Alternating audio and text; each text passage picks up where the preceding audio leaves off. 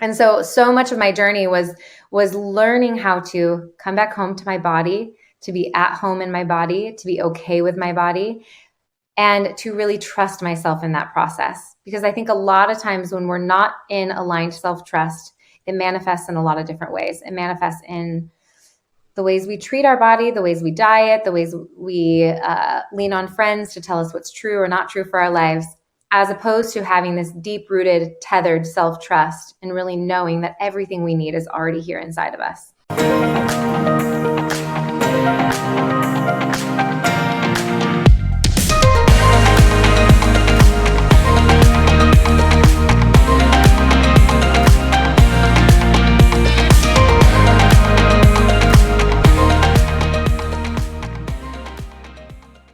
Welcome my guest, Elise Campbell. She is a dating and embodiment coach based in Nashville. She empowers women to come back home to their body and get clear on what they want so they could create the space to invite in healthy relationships. As a former celebrity chef, Kara is a big believer that food is a modality to help us connect to our bodies, and when we connect to our bodies, we unlock our lives. Kara works with women who are frustrated with feeling alone, insecure, and disconnected from their lives, and are seeking a community of like-minded women to connect and gain clarity on the relationships they have with themselves, their bodies, and others.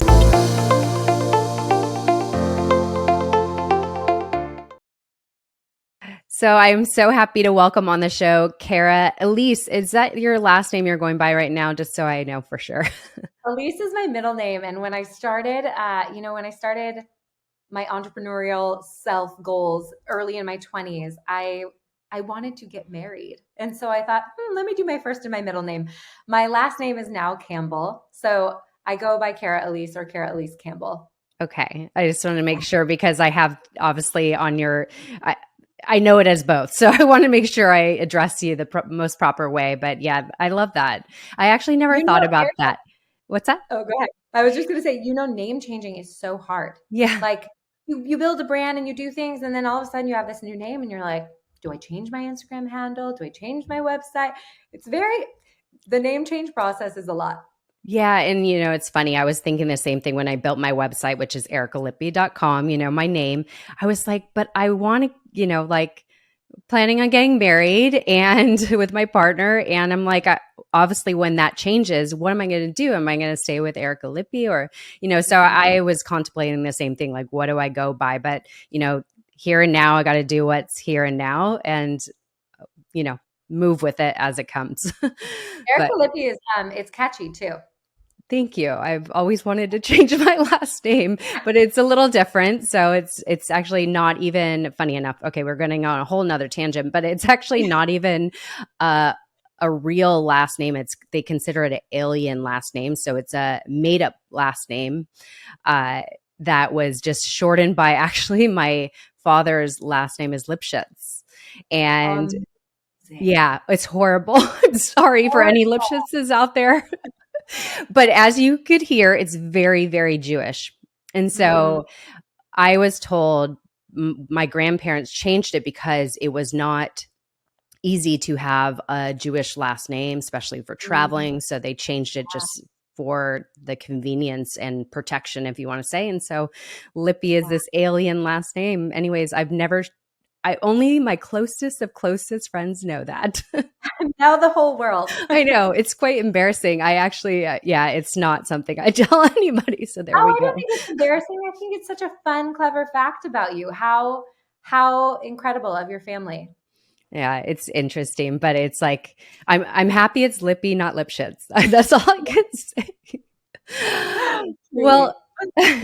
Well, Kara, I'm just so happy to have you on the show. What a great way to kick it off. So I know your journey has evolved in so many different ways, going from a celebrity chef to now an embodiment and relationship coach.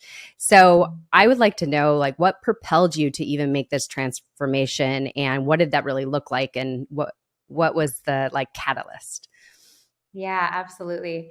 Well, the shortest answer is that 2020 was the catalyst, right? For so many of us, it was the moment where life kind of got shaken up and all these parts were flying about, and we had to reposition them in a way that felt good and aligned.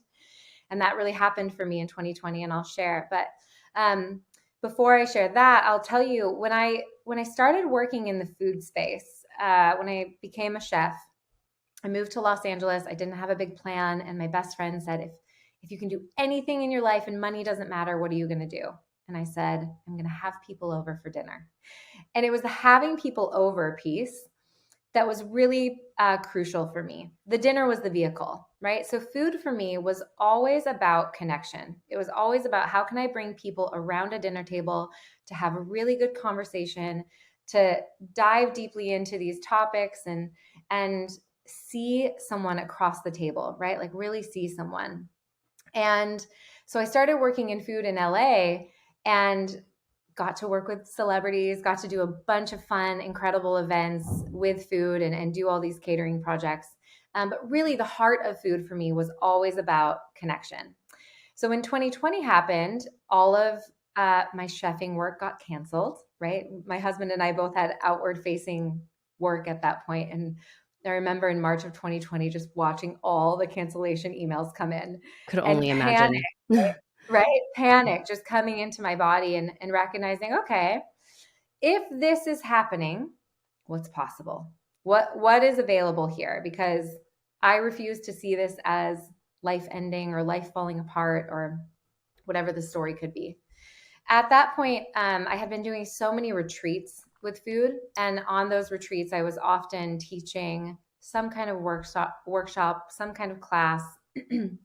I've always been really fascinated with understanding humanity, why we are the way we are. And so I have my master's in human development, and I was doing a lot of work with, Myers-Briggs and Enneagram and all these personality assessments. And what I was finding on these retreats as I was teaching workshops was I really loved empowering people, and mostly women, because that was the work I was doing, to fully know who they are and love who they are. And food just happened to be the vehicle that kind of got me into that space. So when all these cancellations in 2020 happened, I sat down with my partner and I said, what could I do? At that time, I had been working with a coach actually. And I asked her, I said, do you think I could coach? Just all shy. And she was like, absolutely. You would be amazing at this. So I had a girl who had reached out about coaching, and I took on my first client in early 2020, and I have not looked back. It's kind of how it all evolved. What I say now is I've been a coach all along, right? I've always been someone who's empowering the people around me to step into a more fulfilled, authentic, aligned version of themselves.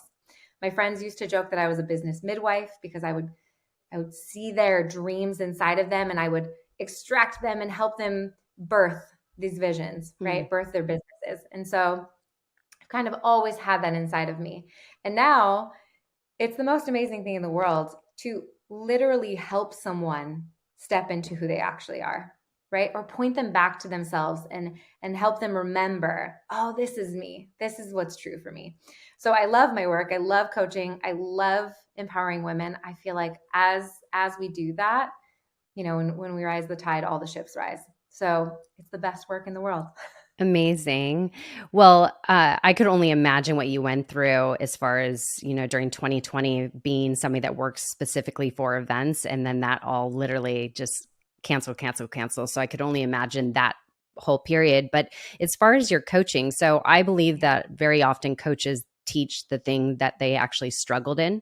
And so I know that's the story for myself. That's why I lean into the certain things I lean into as far as self-love, developing confidence, respect, trust, and all these pillars, if you want to say, of really embodying our true authentic self and stepping in our worth. And so I'm just curious for what you would help people in. Was it something that you once struggled in? Oh, great question. And so true, Erica. I feel like our best work, right? Our best work births from the pain that we have to overcome, or the thing that we have to wrestle with, or the thing. I tell women a lot of times in coaching sessions, the thing that is the largest thorn in your side probably is going to be your greatest asset at some point, right? It's probably going to be the best thing that ever happened to you. I say that now with hindsight, right? Hindsight is always 2020. We can see clearly when we look back. So a lot of the work I do with women is around self-trust, this idea of what does it look like to fully trust myself. I was someone who, from day one of my life, like a lot of women, was taught not to trust herself, Mm. right? If we think about diet culture alone tells us not to trust ourselves. Don't trust what you want to eat. Don't trust what's good for you. Lean on somebody else's wisdom, somebody else's expertise to tell you how to be in your body. I also grew up in a very religious family, and um, my mom would say, "Don't trust yourself, trust God," Mm. right? As though Oh, God were goodness. outside of me. Right? And her intentions were Okay. so good in that. I can recognize that. But what it taught me was to look outside of myself for wisdom. And even with girlfriends, right? How many times I was dating somebody and I would be like calling 17 girlfriends, "What do you think? What do you think? What do you think? What do you think?" As though I didn't have the answer already inside of me. And so much of my journey was learning how to come back home to my body, to be at home in my body, to be okay with my body, and to really trust myself in that process. Because I think a lot of times when we're not in aligned self trust, it manifests in a lot of different ways. It manifests in the ways we treat our body, the ways we diet, the ways we lean on friends to tell us what's true or not true for our lives, as opposed to having this deep rooted, tethered self trust and really knowing that everything we need is already here inside of us. Exactly. So true. And I'm curious because that is like when you pull up your website, that is the one statement you make is really cultivating that self trust. So, can you kind of define that? And Mm-hmm. and why is self trust the pillar that you lean on most for really standing in your worth, standing in your power, standing in your confidence, and all these things? Why does it anchor in self trust? Would you say for you, as you would explain it? Yeah. Yeah, great question. So, self trust, in the way that I think about it, is a deep knowing of my agency, of my power to create, my power to shift, my power to uh, manifest and create the life that I want to create for myself. I think for me, a lot of times I felt like a victim in my life, Hmm. and I didn't feel the autonomy and the agency to shift my circumstances. What I know now is when I trust myself, when I have this tethered sense of I can do anything, anything is possible. I know how to get out of my own way. I know when I'm self-protecting. I know when I'm uh, keeping myself from the thing that I want. When I know these things, and then can come back to actually, but I trust myself to move through it. Anything is possible, right? When we know our own agency, when we know our own autonomy, when we know our sense of self, we actually have potential to create anything we want to. But it takes really trusting that we know how to do that. Does that make sense? Absolutely, 100%. And I love how you explain that. So, how does somebody begin to start to move into this self trust? And I know that you talk a lot about embodiment, which we'll get into, or if you want to jump into the deep waters of that right now. But yeah, I'm curious, or for anybody listening right now, is there's so many of us. I think it's an ongoing process, like where we doubt ourselves, we feel at war with ourselves, our own limiting beliefs. Like that's a constant. I believe that it's like nobody's immune to it. We always have these, we go down sometimes a negative spiral, and we have to learn how to bring ourselves back up. And so I'm Yeah. curious, how do you help somebody move into really trusting themselves, that they're able, that every decision they're making is for their highest good? Mm-hmm, If we could mm-hmm. ever always make the best Right. decision for our highest good, we hope. Right. Such a great question. The first thing that comes to my mind is we hear this a lot. This is a pretty commonly used phrase, but this idea that life is happening for you, not to you, right?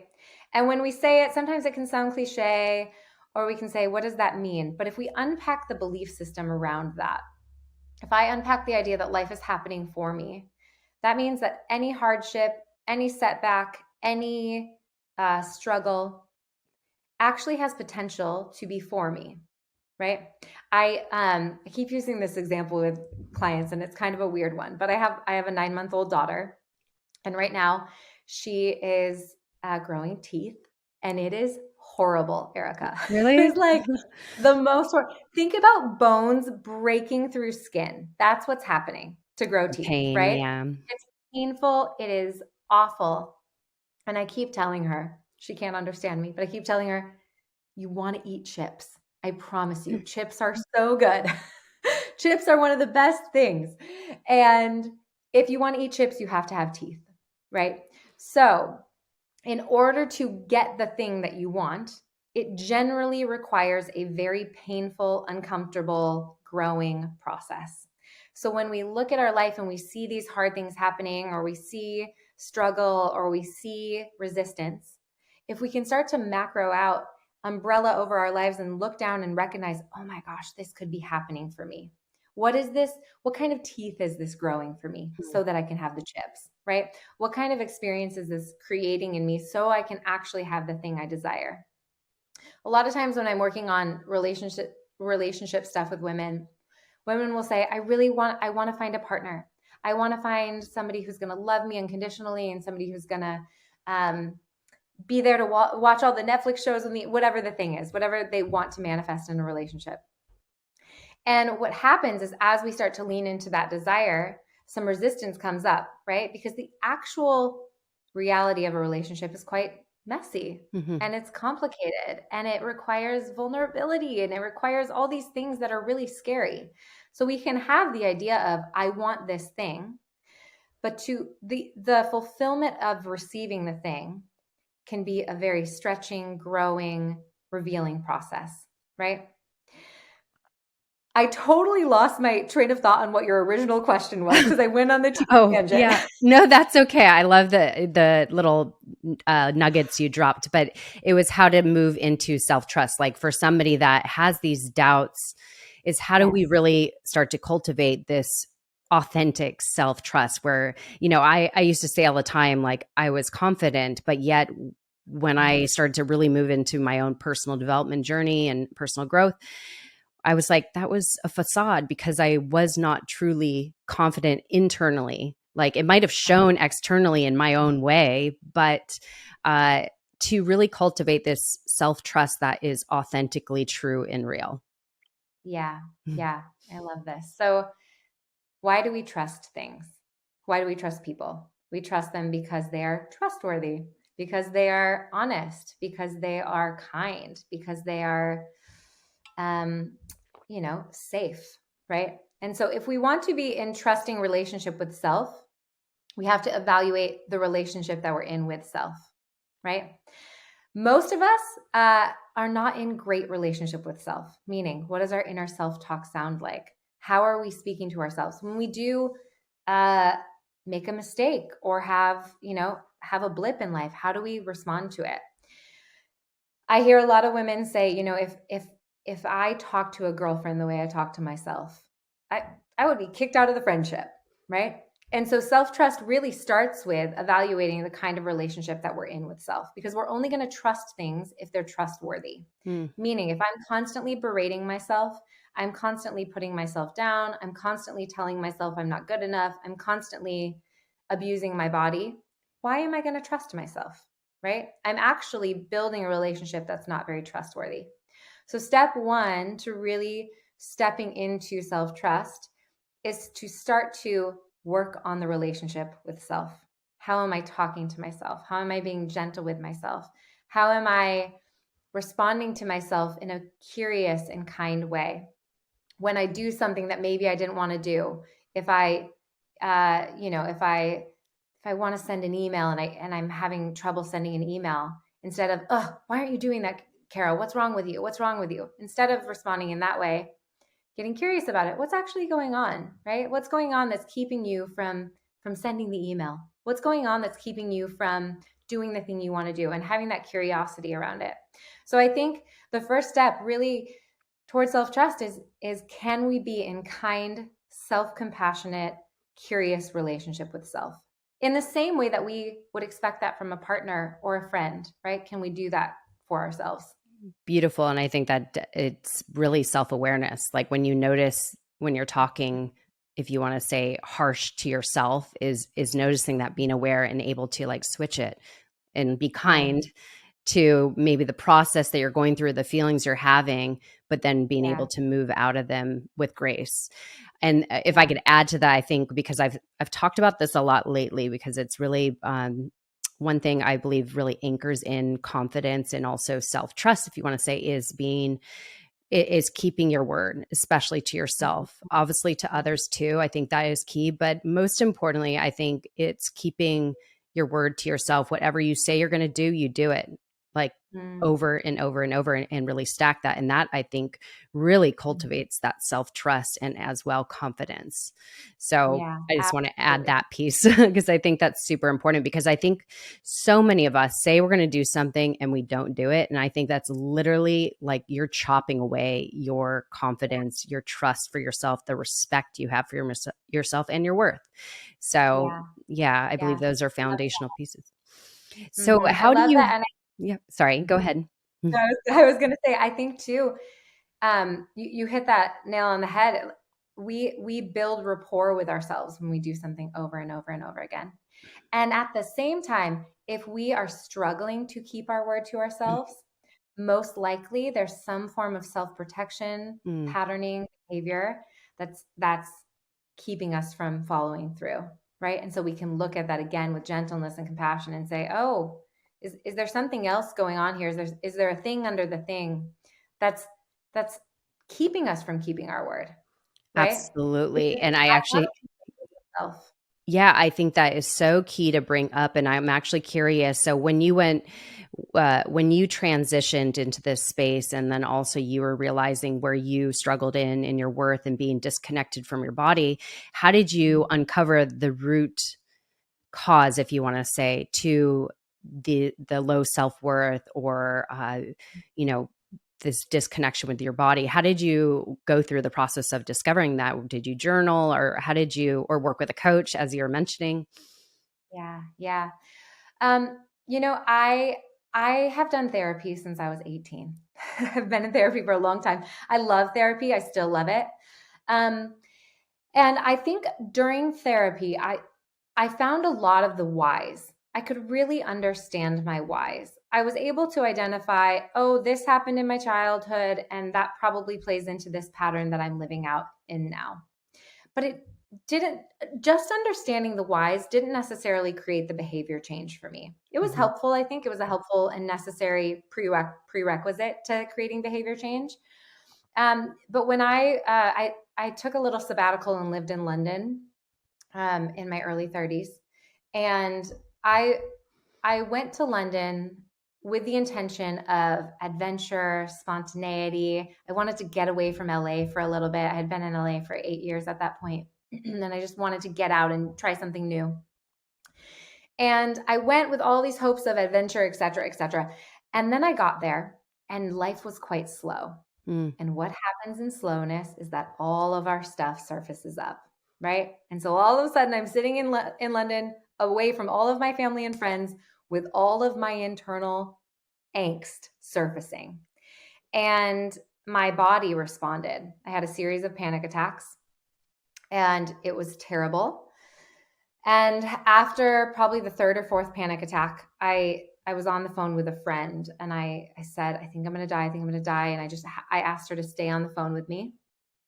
And then as I was coming out of the panic attack, I said, okay, I think I can hang up now. And I hung up the phone, and I heard this voice, and the voice said, be kind to yourself. And it was a light bulb moment for me. Be kind to yourself. Right. And what I realized, almost like somebody played a movie in front of me, I realized in that moment all of the ways that I had been so unkind to myself for the past 30 something years, all the ways that I thought that being unkind was going to get me what I actually wanted. And it was like I could see that the unkindness um, was my tool for trying to get something, but it had done the exact opposite. And I tell people that was kind of this light bulb moment where I turned around. Instead of walking away from myself, instead of self-abandoning, I turned around and I walked towards myself. It was my journey of coming back home. What does it look like to walk back this journey and reclaim, right? We talked about this word earlier, reclaim these parts of my story where I had been self-abandoning, not having boundaries, not being true to what I wanted, not living fully aligned. And it really was the turning point for me where I began to walk back home towards myself. And so much of that was wrapped up in my body, because my body had been a really great way for me to hate myself, try to change myself, keep myself small, um, to deal with emotion I didn't know how to deal with. Right, so much of the time in distorted relationship with body, it's actually so little about the body, and it's about so much else that's going on internally. And Hmm. so for me, part of that journey was really understanding the coping mechanisms I had developed, the ways that I had learned to keep myself safe or small or guarded or whatever the thing might be, and to walk back towards myself and reclaim those parts. Beautiful. And so, how does somebody start to, again, like walk back home to themselves and reclaim those parts of them that have been, you know, held back, if you want to say disconnected from? Because I know you talk a lot about being disconnected to your body. And so, and some people think like, you know, go from your head to your heart. And so, really connecting back to our heart, because I think so very often we're operating this like the headspace and more like trying to protect ourselves, as you're talking about. So how do we return back to our heart, our home? And what does that even look like? What would the path be? If Yeah, you maybe if you want to talk about some embodiment practices, or yeah. however you would say, like what would be the process to start? Well, I think to begin the process, again, it comes back to relationship with self. I think this is where, when we ask for the process, this is where it's really, really different for every single person, because we all come from so much different history, and we come to these moments in life where we say, "Oh, there's got to be another way. There's got to be another way. I don't want to live in self hatred, Mhm. self judgment, self shame anymore. There's got to be another way." I think part of that process for everyone is understanding the why, like we named, really understanding, and this is where self-awareness is your greatest asset. Can I be aware of the things that have happened in my past that have created the thought patterns that I'm living inside of now? And do I want to keep those thought patterns? Do I want to keep those belief systems? Do I want to keep the belief system of I'm not good enough, or no one's ever going to love me, or whatever the story is for you? If I don't want to keep them, can I imagine a different way? Can I imagine that it could be different, right? In the same way that we want to spend a lot of time understanding our whys, we also want to spend a lot of time imagining, creating these visualizations around what could a different way be, right? What could a different way of Kara loving herself look like? What could it feel like for Kara to feel really confident? And almost training the brain to think about a new and a different way, right? We talk about what we look at grows. Yeah. So if I'm constantly looking at my past, I'm actually reinforcing that over and over. If I'm acknowledging my past, having gratitude for my past, recognizing my past, and then saying, how could it be? How do I want it to be? Can I dream of a way where, or can I dream of what it feels like to be in love with myself? Can I start to imagine these ways? We start to train the brain to look towards that, right? And then eventually we start walking towards it. I think this is where coaches, uh, really good girlfriends, um, people who are doing this kind of work become very helpful, right? Because sometimes we can't see for ourselves what other people can see for us. We, or it's helpful to have someone encourage us along the way, Absolutely. right? To help us look in the mirror and see truly, to see clearly. And so I hope that kind of unpacks a little bit of the way. I think it's the beginning, but I think the beginning really is, how do I want it to be different? Do I imagine that it could be different? Exactly. And that's where it switches from the victim mindset to the growth mindset, is visually visualizing, actually, as you said, like another way, like looking at the positive opposed to like the negative in the past, and keeping your mindset stuck in those the pattern repeat. So absolutely. Mhm. So is talking about embodiment, what does embodiment practice look like? And what would you, when you go over with your clients some embodiment practices, what would some of those be?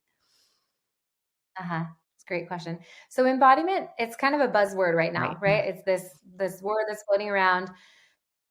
What does it mean? It can mean a lot of different things. I think my easiest definition for embodiment is to feel at home and present in my body, meaning I'm not living out of my mind out in the future. I'm not living in my mind out of the past.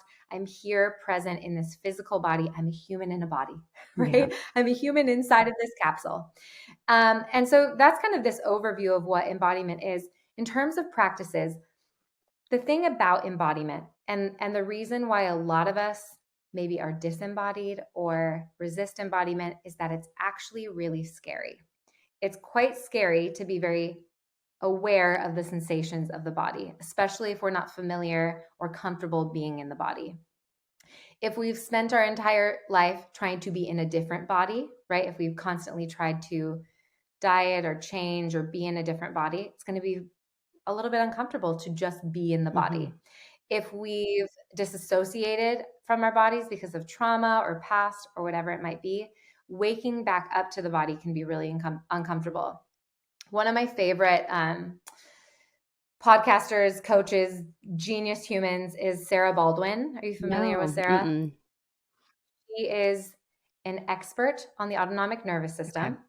And she's really brilliant at breaking down how our bodies are so protective, Mm. right? That's their entire intention, is to keep us safe.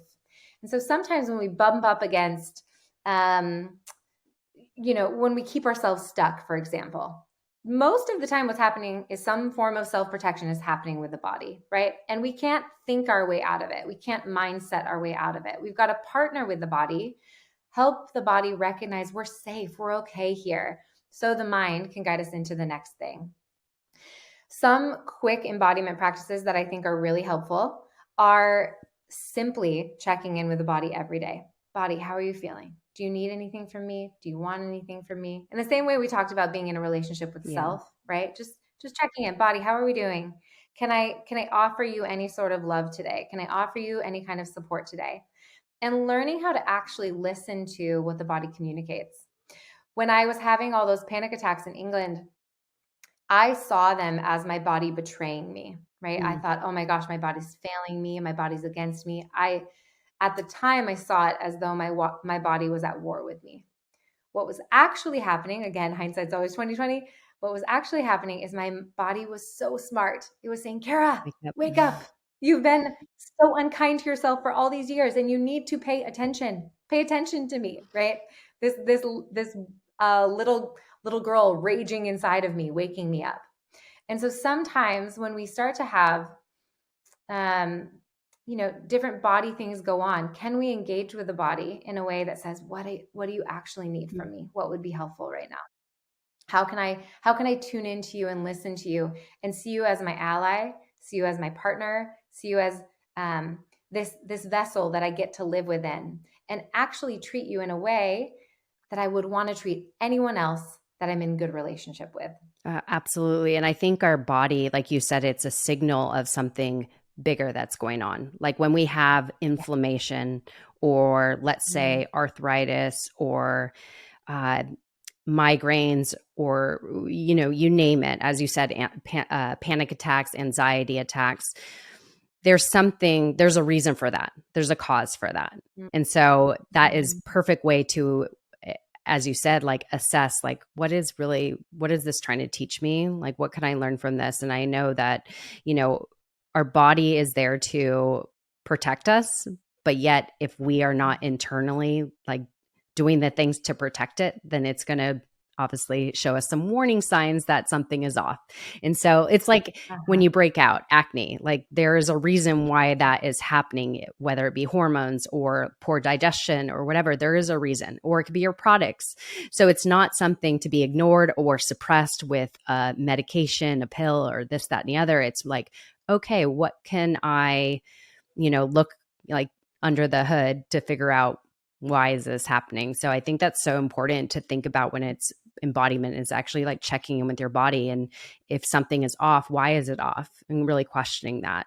I think that's why I love Mm-hmm. functional medicine, because it's really about more like these signals that are happening out externally Like there is a reason for this. And like, let's address the root cause, not patch it up with a Band-Aid such as a pill or a prescription or something. So key. And I know you also showed me before we started recording, you have a embodiment deck. Can you talk about that? Because that's super exciting, because this would be some of the practices that we could implement in our everyday. Yeah. Yeah. I think I'll tell you the intention of this deck. So it's a deck of 45 cards. I co-created it with a friend, Mel. And we started dreaming about it in 2020. And we had both been on our own individual embodiment journeys, right? Really looking at what it looked like to come home to ourselves, come home to our bodies, and recognizing that's going to be a journey throughout life. It's not a one-time arrival journey. It's for the rest of my life, I'm going to be in this body. And how can I continually treat her well, be in relationship with her, come back home to her? And so we dreamed about this deck because what we started to see is that embodiment feels like an overwhelming topic for some people. And if we can break it down into these quick 5-minute a day practices, it becomes a lot more digestible, right? If I just say, Erica, go get embodied, Yeah. Yeah. it's kind of an overwhelming task. But if I say pull a card a day and just sit with a card for 5 minutes a day and see what comes up for you, over time, again, you build some self-trust, you build this resilience where you show up for yourself over and over and over. You lean into these spaces of what the card offers you, saying like, what would it look like to receive? What would it look like to live in balance, right? Whatever the card might be. And it is a very practical tool for the embodiment journey. So that was why we created it. I love the deck. It's super beautiful. My sister actually did all the illustrations. I can show So some. beautiful. And for me, it's really remarkable how 5 minutes a day can get me into my body, right? Embodiment doesn't have to be this, I'm meditating for hours and then I'm doing yoga and those things all matter. But if I can take a few minutes and I can sit with myself and check in, generally that can reorient the entirety of my day. So that's kind of the deck. You want to pull one really quickly? Yeah, let's see. I would love to. Okay, I'll pull one for you. Thank you. Do you feel left, middle, or right? Right now, left. Just because I'm left-handed, I'll just say that. Gratitude. I'm pulling you gratitude. Perfect. You want me to Yes, read it? please. I allow myself to receive and marinate in the goodness that life has gifted to me. In cultivating gratitude for what presently is, I'm opening myself up to the more that I am desiring. All of life is worthy of celebration. I begin my Thanksgiving journey by noticing the warmth of my morning coffee and the subtle sounds that surround me. I love that, because just by you reading that, or just by reading that yourself, it helps you drop into that gratitude and actually notice exactly what you said, like sipping your morning coffee. And did you write all these cards as well, I assume? Yeah. Yeah, we wrote them. I mean, I think that was such a simple paragraph, but yet just by you sharing that, it helps you really drop in and notice like that, to be grateful and present. So that's beautiful. I love that. That's one thing I was going to say. A lot of people talk about how our body stores the trauma.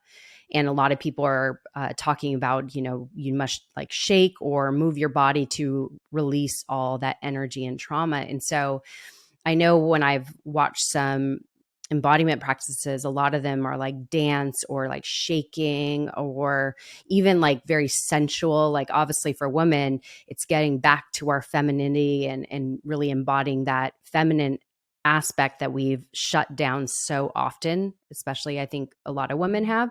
So that's some of the things I've witnessed with embodiment practices. It's like being able to move freely in your body in whatever expression that would be. And I know some people might think it's really uncomfortable, but when you start without judgment, again, like being just, I trust myself to just be present where I am, get in your room, put on some music, whatever, and just move with it. And it might feel silly at first, but once you really drop in and just like surrender to it, I think that's where you're like, I'm safe, right? Yeah. It should feel silly, right? It should feel silly because the mind, again, so self-protective, is saying, oh my gosh, you look stupid right now. Oh my gosh, this is ridiculous. Oh my gosh, is this doing anything? And the mind wants to swirl and swirl and swirl. But what you're naming, we take those 5 minutes, we put AirPods in, I turn the music up really loud, I dance with myself. What happens is I'm moving energy, I'm releasing, and afterwards I'm going to feel amazing, right? And I what I learn is actually the mind doesn't have to have the final say here. The mind spinning of you look this, you look whatever the mind is spinning around doesn't have to have the final say. In fact, if I can move it out of the way, this is also why meditation is so powerful, right? We can move these thoughts. What can actually come through is a massive release. Mm. I'm just curious, being a mom now, and I know you help Yeah. also, you help couples, you coach couples as well in relationships, but this just popped up to me because something I've been witnessing. So, younger generation, because there's TikTok, because there's everything under the sun, social media, and it's all about getting your likes and your views and all these things.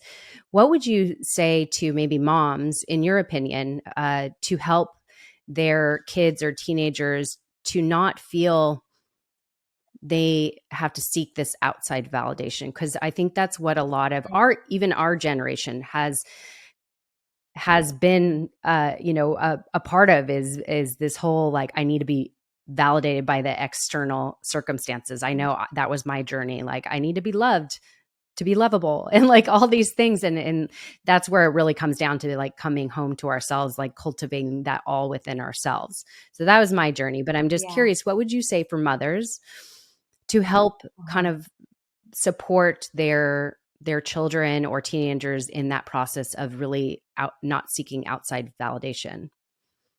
Mm. Oh, Erica, that is a big Heavy. It's a question. heavy topic too, because it's a real, It like, it's a is. real struggle, you know? Yeah. Yeah.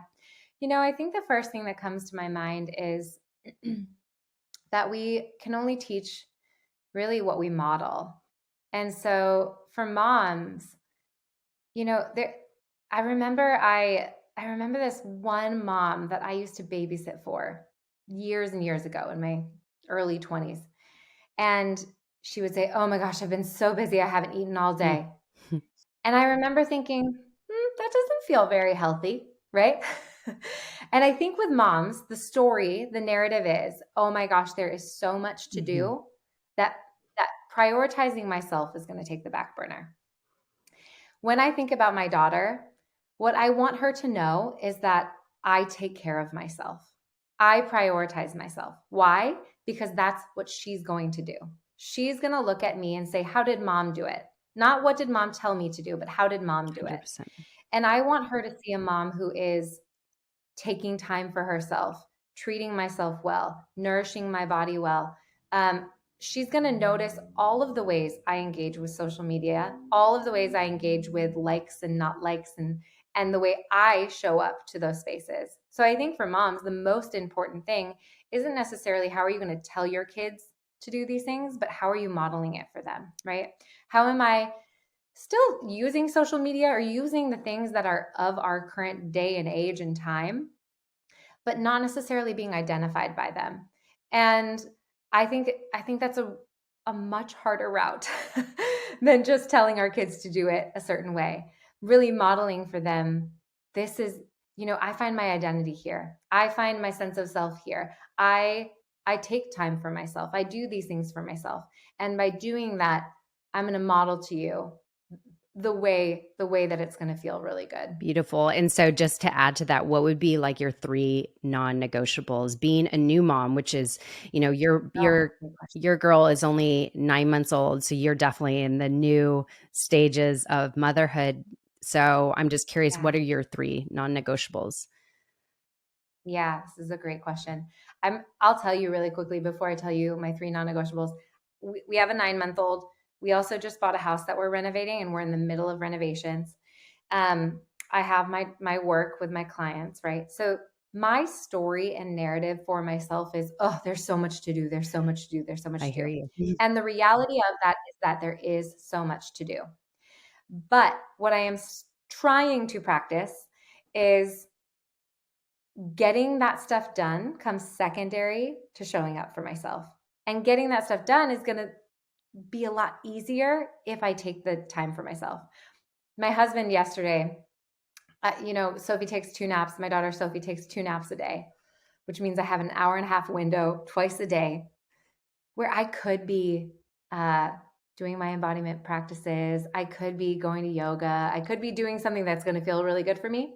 Most of the time, I want to do laundry, clean the house, do the dishes. And my husband yesterday said, babe, first nap of the day, take 10 minutes, 10 minutes, and just be with yourself. Oh. Be either in silence or do some journaling or do something. And he's so spot on that I'm a better human when I do those things. But my mind loves to tell me that there's 1,000 other things that need to take priority, right? Now, listen, I only have one daughter and I have a husband who is so supportive, and my to-do list is not comparable to a lot of people. But I think that for me, when I think about those non-negotiables, what I want to say they are is a few minutes for myself a day, meaning, am I checking in? Even the 5-minute embodiment practice, am I checking in? Am I just noticing, here I am? Is there anything I need? Anything that my body needs today? That's my first non-negotiable. Oh gosh, what else? I think a second non-negotiable is at the end of the night, checking in with my partner, checking in with Caleb. How are we doing? How did today go? Do we feel like we're on the path, feeling aligned, doing the work we need to do, really checking in with him? And then third non-negotiable, water, drinking water. Oh my gosh, you like read my mind. That's so crazy.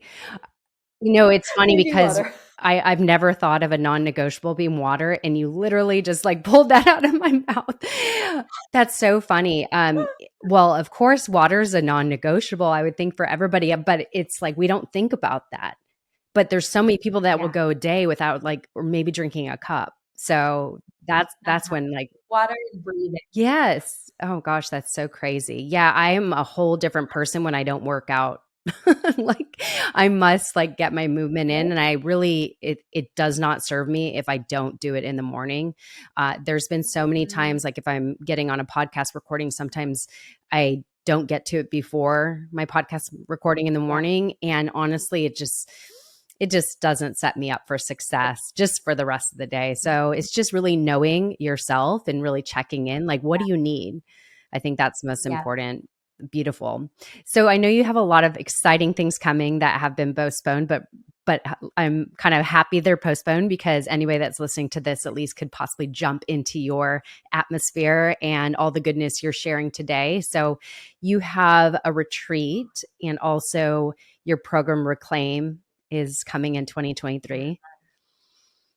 Yes, absolutely. So I was, before COVID, I was hosting probably 4 retreats a year, Amazing. and I love them. I love intentional time away uh, from our normal daily routines. And what happens in those spaces is quite Yeah. magical. What's allowed to surface in those spaces is quite magical. And retreats are so healing and so powerful. So, if you are interested in a retreat, you can find that on my website, and it will most likely be late 2023, looking at fall of 23. So we got a little bit of time there Great. to get the planning in order. And then, yes, my group program, Reclaim. Reclaim is one of my favorite things I've done to date, because it is a 8-week container, and it's a really, really powerful time to explore your relationship with self and take back anything that is no longer serving you. Meaning, we do a lot of embodiment work, we do a lot of narrative story work, we do a lot of reframing work, and we do it in the context of a group of women. And I love this container because women supporting women is so powerful. And the way that consistently women have shown up to this program, many of them have created long-term friendships out of it. Many of them have done a ton of healing work.